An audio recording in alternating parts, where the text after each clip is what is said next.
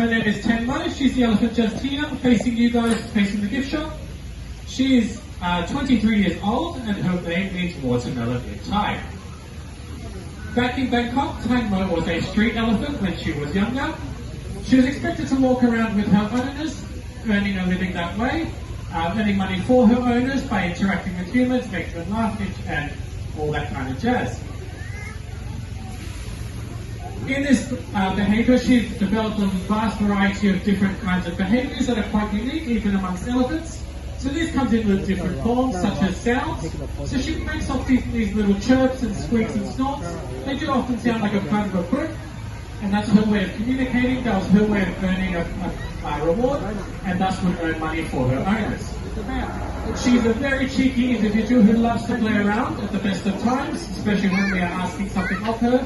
She'll give you a cheeky wink, or she'll do something completely different, knowing full well that's not what we're asking of her, and then eventually she will give in and then do what we ask.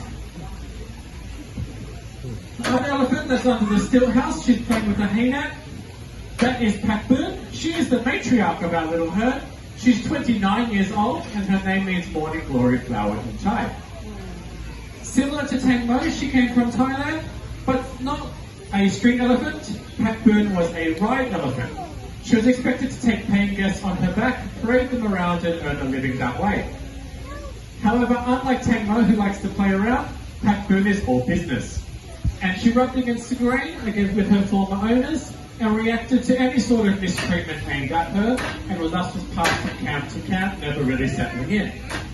Since coming to Sydney, she's flourished into the flower that she is, and she's often the first one to learn anything new, and to interact with anything new in the exhibit, and learn any sort of behaviour within about 5 minutes or so.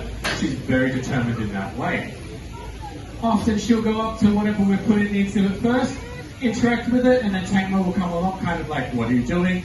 Looking over her shoulder, wanting to have a go herself.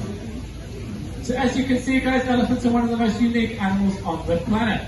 Just physically, also genetically and cognitively.